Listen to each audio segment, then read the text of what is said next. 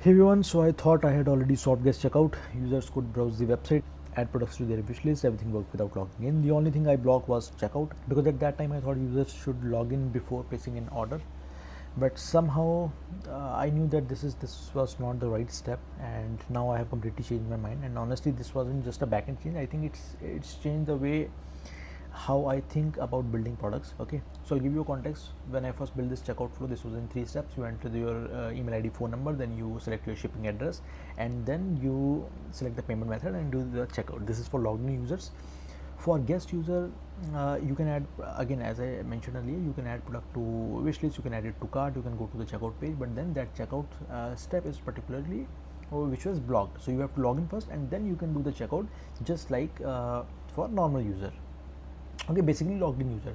So let me first show you. Okay, let's open it incognito and let me show you how the UI looks right now. Okay, just give me a second. So right now I haven't logged in yet, so I'm a guest user. I go to this product, I do add to basket, then go to checkout, basically cart page, and then checkout. And you can see that this is a 3-step process. First, this checkout information, shipping address, payment method. But again, you see one other important thing is that this whole process is blocked basically for a guest user until unless he is logged in, right? So this is a blocker, and honestly I think this is not how this guest checkout should work. Okay, and if I talk about the UI, see, honestly from my perspective the UI looks good, right? But over time I realized that software engineering is not about proving your first solution was right. It's more about improving your solution as you learn more, right? So this is for guest user. And again, if I log in from here, just a second, let's do one thing. Let's log in from here only, and if I do this and I do a refresh, yes, now you see we have this option of entering this email and phone number. And okay, let me do this. Okay, so email is not valid. Once we are done, we are here selecting your shipping address. Once we click on save and next to payment, then we will learn on this step. Okay, now there is one more issue. If you see the UI right now, so we have given the option of add new address, but we haven't given the option of editing the existing address. So this is one of the another thing that I think from a UI perspective I should have added earlier as well, right? So all these changes are the ones that I have fixed in the new UI. Okay, and let me now show you the updated UI. Okay, so now let me show you the updated UI. Okay, so this is right now, the updated UI is right now on local. So let's come here. Okay, and first I'll show you from guest checkout perspective only. So now if you do add to basket, you go to cart, then checkout, and now you see we still have that given that option of for a better experience that please log in. But again, at the same time, instead of blocking this whole process, what I have done is that I've added these fields here which are required for this guest checkout, right? So now if I just enter here, just a second, so it will be 1 and let's say I use this email ID, okay, which by the way doesn't exist, and test and city, state, pin code, and yes, I am going to add the APIs for state, city and pin code. Okay, and now if I click on this save and next, just a second. Okay, so now we just have to select the payment method and then we can do this payment, right? And other than this, I want to show you for login user as well. So now if I log in here, just a second, let me refresh it once. So just hide this. Actually it's on local, so it might create an issue. So instead of doing this, let's go here and log in from here.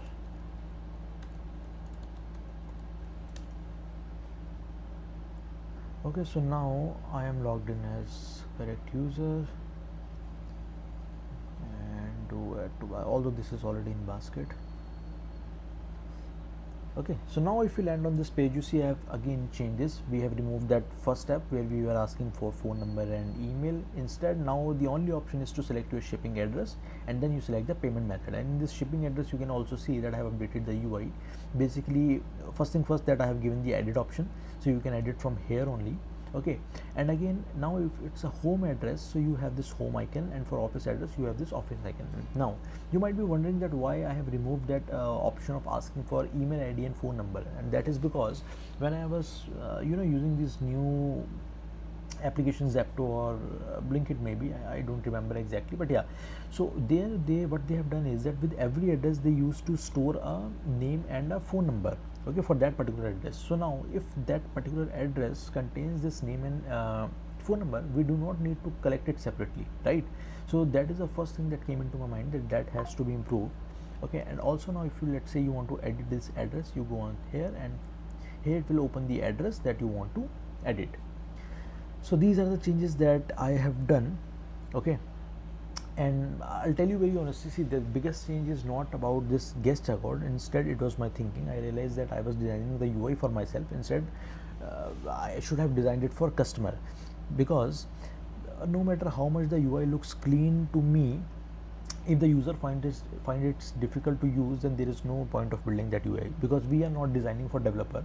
Because this is what I have, this is like, I'll say, the major learning, that as a developer I am not designing for another developer. Instead, I am developing for a user, for which the whole idea is that how simple the UI is, how easy, and how in less number of steps he can do that particular operation, right?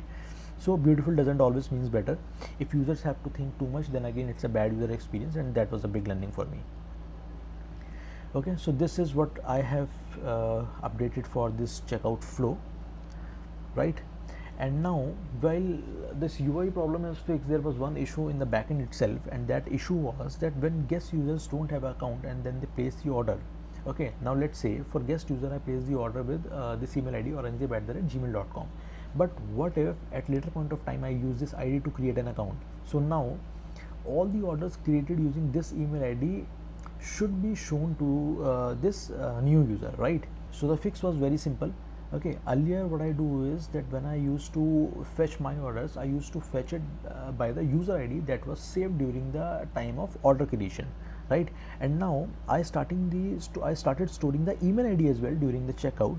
Okay, and now while fetching the orders, I don't just search by user ID. Instead, I do an OR operation and search by user ID as well as by the email ID that is being used during the time of checkout, right? So if someone places an order as a guest and later creates an account using the same email, all their previous orders automatically appears. No migration, no manual linking, just a small query. And this is possible because when I created this backend schema, I actually created a separate order models for the from the user's model. So instead, but by that what I mean is that instead of storing these orders directly on the user model, I created a separate orders model, right? And I will show you in the backend as well. So you see in the order model, earlier I was only storing this ID. You see this commit has been added 3 years ago. So this is, at that time I was only storing this order by, and I was querying the orders by this user ID itself. And recently I have changed this, that now I am storing this order by email as well, right? So if this has been saved while creating an order, then in that case, while we are fetching the order for users, instead of just querying by this order by user ID, I am now querying, basically doing an OR operation where I am using this order by, which is basically the user ID, as well as this order by email, right? So this way, whenever a guest user creates an account with the same email ID, he or she will see all his orders placed during the guest journey as well. So this is what I have been working on and I have updated. Okay, still there are few things that I'm trying to improve, and I'll show you one example as well. So just a second. And this is specifically for guest user. I just realized when I was creating this video, so I'll probably update it. So for example, if you see add to guest basket, go to cart, checkout. Okay, so you see we have all this information here, and I'm showing this message that great job, you're just one step away from completing your order. Please log in to continue with smooth and secure checkout experience. Now you see I have given the option of login, okay, and this title says login and sign up, but we do not provide the option of to sign up here. So this is another change that I'm going to fix, and the whole purpose of explaining you this point is that what I want to highlight is that software engineering is an iterative process. Okay, so even if you have built something earlier, and no matter how much good or how much fine it looks to you, if it is not helping users, it's basically a bad user experience, right? So again, you can simply see from here I have given the option of login, but ideally I should have given the option of sign up as well from here itself, right? Because once this checkout is complete, you are basically landed on that page where we show that your payment is successful, right? So this is another thing that I can improve here. Okay, so just to recap, guest checkout is now fully supported. The checkout flow is much simpler. Instead of having 3 steps, now we have only 2 steps. All the unnecessary steps have been removed, and guest order automatically appear after the user creates an account with the same email ID. So now you tell me, have you ever rebuilt a feature because your thinking changed, not because it was broken, but because you found a better way? Let me know in comments. I would love to hear about your experience. And yeah, that's it for this video. We'll meet in another one.